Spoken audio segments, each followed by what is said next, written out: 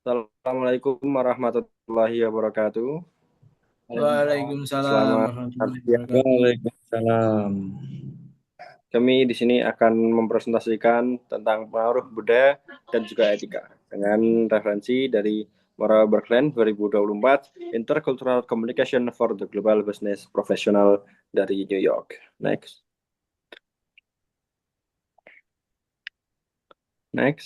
Sebelumnya kami izin memperkenalkan personil dari kami. Pertama itu ada Ahmad Fahri Ardiansyah, NPM 04. Kemudian Pak J.Eka Setiawan, NPM 19.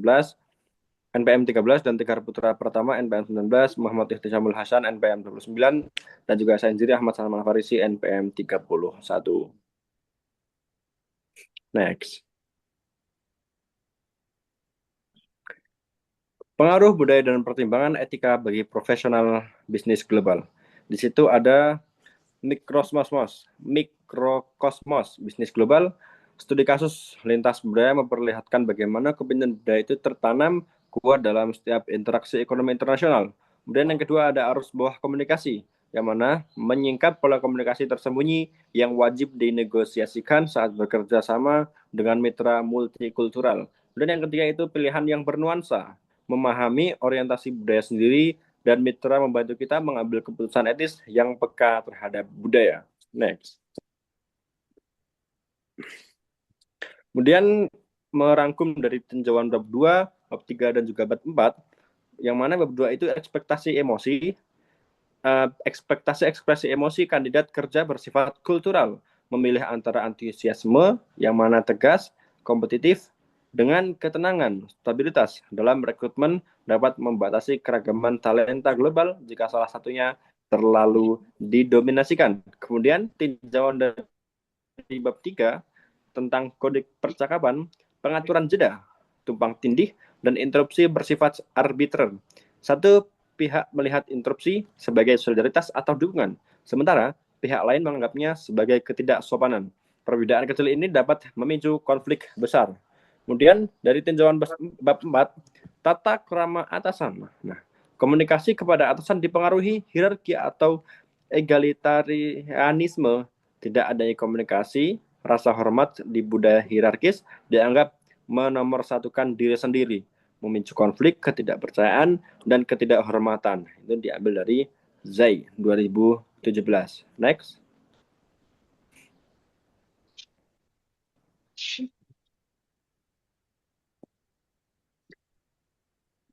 Lanjutkan. Oke, untuk selanjutnya yaitu ada mengenai masalah kepercayaan dan prioritas organisasi. Di sini ada sebuah contoh, anggota organisasi di Jepang dan Amerika Serikat memiliki kesamaan dalam membangun kepercayaan profesional. Namun, berbeda dalam memprioritaskan antara integritas pribadi dan komitmen organisasi. Nah, yang selanjutnya ada loyalitas karyawan dan kerja lembur. Nah, perbedaan budaya nasional mempengaruhi sudut pandang karyawan mengenai jam kerja lembur, di mana sebagian menganggapnya sebagai simbol kepercayaan dan komitmen, sementara yang lain melihatnya sebagai ancaman terhadap keseimbangan hidup. Nah, untuk maksudnya yaitu ada perbedaan di antara uh, loyalitas atau kerja lembur dalam organisasi Jepang dan Amerika. Nah, bahwasannya untuk pada Jepang dia tuh menganggap bahwasannya kerja lembur itu akan uh, mengakibatkan seperti apa keluarganya itu tidak terurusi atau nanti ada dengan masalah kesehatan. Tetapi berbeda dengan sistemnya organisasi di Amerika, dia menganggap kerja lembur itu menjadi simbol kepercayaan atau komitmen terhadap organisasi. Next.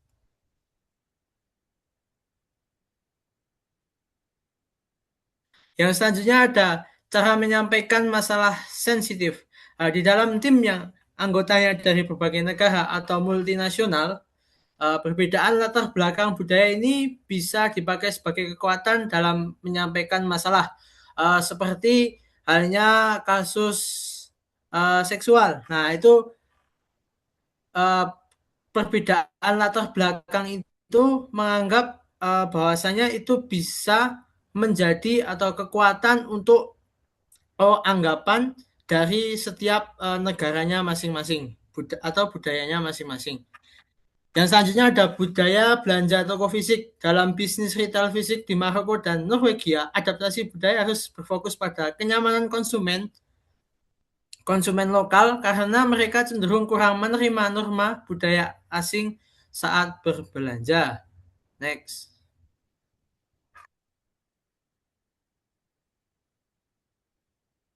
Selanjutnya ada kebiasaan pakai uang tunai dan digital. Di beberapa negara, orang lebih suka memakai uang tunai karena mereka merasa punya kendali penuh dan aman dari risiko finansial. Berbeda dengan uang digital yang di sebagian negara itu dia kurang suka karena dengan adanya uang tunai, orang itu lebih menganggap dia mempunyai uang yang ada barangnya. Nah, itu menganggap sebagian orang itu dia lebih yakin ketika dia ingin membeli suatu barang ataupun keamanannya itu terjamin. Berbeda dengan uang digital yang itu belum tentu keamanannya terjamin. Seperti adanya uang di bank, nah itu kan sebagian orang ada yang menganggap kurang yakin ataupun kurang percaya dengan adanya uang di bank. Yang selanjutnya ada penyentuhan standar akuntansi dunia. Dulu cara akuntan menghitung dan melaporkan keuangan sangat berbeda akibat pengaruh budaya lokal. Namun tahun 2005 era IFRS penerapan standar internasional berhasil mengikis perbedaan budaya tersebut. Nah, jadi pada tahun sebelum 2005 itu akuntan itu di setiap negara itu berbeda-beda. Tetapi pada tahun 2005 adanya IRS, nah itu berbagai negara mulai berhasil menentukan akuntan atau standar akuntan di berbagai negara. Next.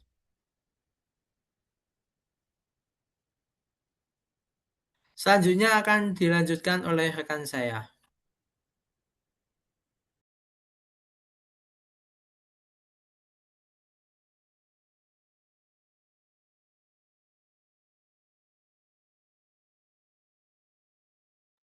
Selanjutnya yaitu ada perubahan dan juga pengaruh budaya.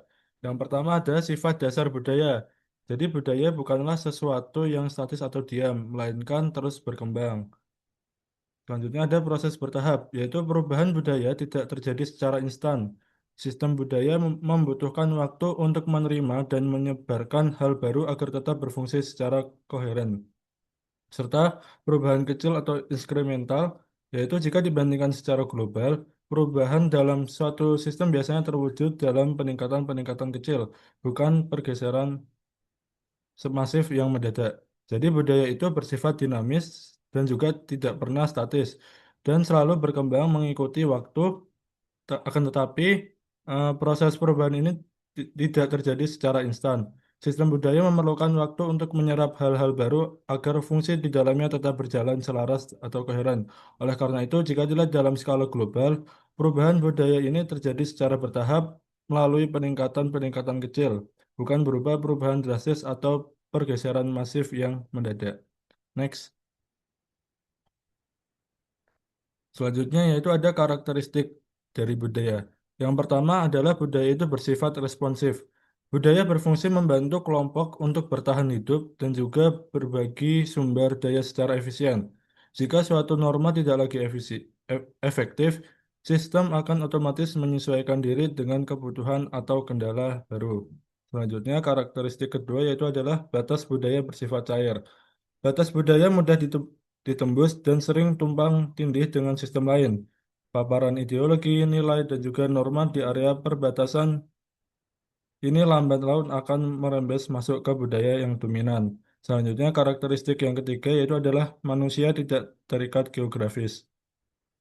Mobilitas manusia seperti perdagangan, pariwisata, dan juga migrasi membawa ideologi dan juga norma dari tempat asal mereka. Proses interaksi ini memicu adopsi dan juga adaptasi budaya baru di tempat yang mereka kunjungi. Next.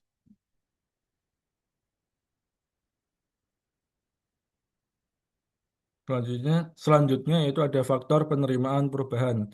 Yang pertama, kebutuhan. Sistem budaya akan merespon cara berpikir baru jika cara lama sudah tidak efisien untuk bertahan hidup.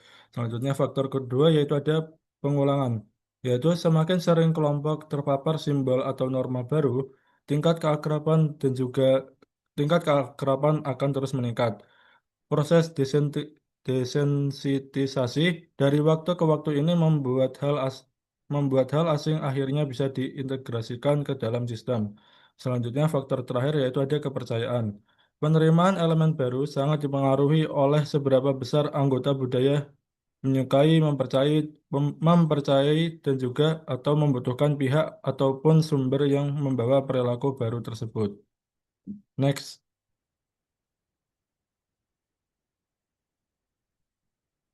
Selanjutnya akan dilanjutkan oleh rekan saya. Oke, yang selanjutnya ada globalisasi dan adaptasi budaya, pertimbangan etis. Yang pertama, globalisasi bukan sekedar menjual produk lintas negara, tapi penciptaan sistem ekonomi dan perdagangan yang kohesif. Menurut MC Sen tahun 98 dan Markovic tahun 2008. Yang kedua ada profesional global butuh sistem simbol atau kode bersama, istilah lingua franca atau bahasa penghubung untuk komunikasi lintas budaya. Yang ketiga, ada lingua franca berfungsi sebagai media transmisi pengetahuan budaya, sosial, profesional, dan bentuk struktur kekuasaan global. Jadi intinya, globalisasi bukan sekedar ekspansi pasar, melainkan penciptaan sistem ekonomi yang kohesif. Semua pihak sepakat pada satu kerangka aturan yang sama. Untuk mewujudkannya, dunia bisnis memakai lingua franca, yaitu bahasa Inggris. Namun bahasa bukan wadah kosong, ia membawa nilai budaya di dalamnya. Menurut Ding and Sounder tahun 2006. Artinya saat seseorang menguasai bahasa Inggris untuk berbisnis, ia juga diam-diam menyerap cara pandang dan prioritas budaya penutur aslinya yang bisa bergesekan dengan nilai budayanya itu sendiri. Next. Yang kedua ada kekuasaan dalam interaksi antar budaya. Poin pertama, kekuasaan adalah bagian yang selalu hadir tetapi seringkali tersembunyi dalam semua interaksi antar budaya menurut Martin Flores dan Nakayama tahun 2002. Yang kedua, pihak dan kekuasaan lebih rendah atau lebih butuh keberhasilan interaksi dan lebih rentan beradaptasi. Yang ketiganya, akibatnya pihak berkuasa rendah lebih memahami pihak berkuasa tinggi dibanding sebaliknya. Jadi, pihak yang lebih membutuhkan keberhasilan interaksi karena alasan ekonomi, politik, atau sosial adalah pihak yang lebih rentan menyesuaikan diri. Ironisnya, justru pihak yang beradaptasi ini akhirnya lebih memahami pihak dominan, bukan sebaliknya. Sementara pihak dominan karena jarang perlu berubah, cenderung menganggap sistemnya sendiri sebagai satu-satunya yang normal. Next. Yang ketiga ada siapa beradaptasi dengan siapa. Yang pertama, normalisasi sistem global, ekonomi, sosial, dan bahasa, bukan berdasarkan prestasi tapi kebutuhan dan presiden. Yang kedua, kelompok yang paling butuh untuk sumber daya yaitu militer, ekonomi, dan lingkungan, dan lain-lain. Yang beradaptasi, contohnya dominasi bahasa Inggris sebagai lingua franca karena banyak pihak yang beradaptasi ke norma AS. Jadi arah adaptasi ditentukan oleh kebutuhan, bukan oleh siapa yang lebih benar atau unggul. Kelompok yang paling bergantung pada sumber daya lain, militer, ekonomi, dan sejenisnya adalah yang menyesuaikan diri lebih dulu. Begitu pola ini berulang, ia mengeras pada presiden standar yang terus dipakai di masa depan. Dominasi bahasa Inggris sebagai lingua franca adalah hasil presiden semacam ini, bukan keunggulan bahasa itu sendiri. Next.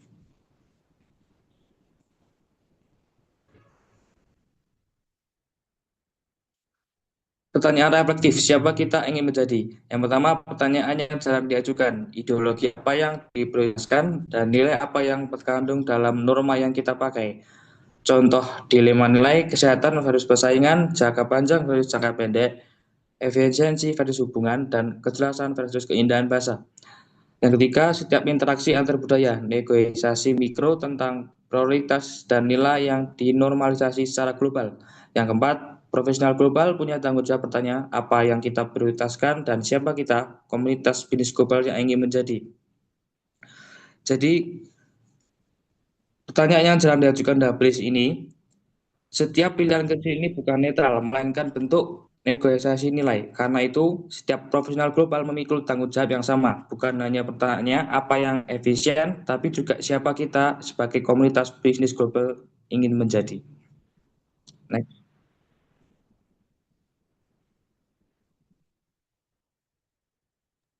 Selanjutnya akan diterangkan oleh rekan saya.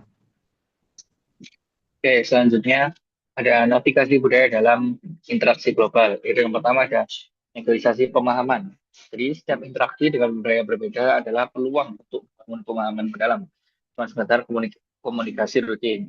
Yaitu saat kita nanti bekerja dengan orang-orang dari latar belakang yang berbeda dan budaya yang berbeda juga, interaksi itu jangan cuma dianggap sebagai komunikasi rutin atau basa-basi biasa. Setiap obrolan itu sebenarnya adalah peluang emas untuk menegosiasikan dan membangun pemahaman budaya yang mendalam. Kemudian yang kedua ada lebih dari sekedar norma, yaitu standar global tidak hanya tentang aturan teknis, tetapi juga mencakup nilai-nilai dan ideologi yang mendasarinya. Kemudian pertanyaan strategisnya yaitu fokus beralih dari sekedar apa yang efisien menjadi apa yang kita prioritaskan sebagai komunitas bisnis global. Nah, ini jadi fokus kita sebagai profesional global harus mulai beralih. Jangan cuma tanya apa yang efisien atau apa yang jelas.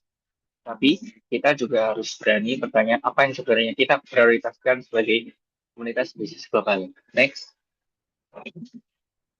Kemudian ada dampak sosial dan ekosistem profesional, yaitu profesional sebagai penjelajah. Yaitu adalah kita bukan sekedar roda gigi kecil, melainkan agen yang bergerak dalam ekosistem budaya yang luas dan dinamis. Yaitu kadang kita merasa peran kita di dunia kerja itu kecil banget, mirip seperti roda gigi kecil dalam mesin global yang raksasa. Tapi lewat materi ini kita disadarkan bahwa kita adalah penjelajah sekaligus agen yang bergerak aktif di dalam ekosistem budaya yang luas dan dinamis. Nah, kemudian yang kedua, dampak keputusan mikro, keputusan sehari-hari, seperti norma rapat atau cara memberi apresiasi, menciptakan perubahan dalam perspektif dan pilihan organisasi. Kemudian yang terakhir, ada kekuatan sosial, yaitu setiap keputusan profesional bersifat sosial dan memiliki kekuatan untuk membangun sistem yang lebih besar di masa depan. Next. Nah, yang terakhir yaitu ada kesimpulan. Jadi kesimpulannya dari materi tersebut kita adalah komunikasi bisnis internasional bukanlah interaksi netral, melainkan ekosistem budaya yang dinamis, yang cenderung timpang akibat dominasi modal dan berstandarisasi global. Karena budaya bersifat cair atau berubah melalui kebutuhan pengulangan. Dan kepercayaan para profesional global memikul tanggung jawab etis yang besar. Mereka bukan sekedar roda gigi kecil, melainkan agen perubahan yang melalui keputusan kecil sehari-hari turut menentukan masa depan perdagangan dunia yang lebih inklusif, peka, dan adil. Next. Mungkin cukup ini presentasi dari kelompok kami yang dapat kita sampaikan. Jika ada kurangnya mohon dimaafkan. Wassalamualaikum warahmatullahi wabarakatuh.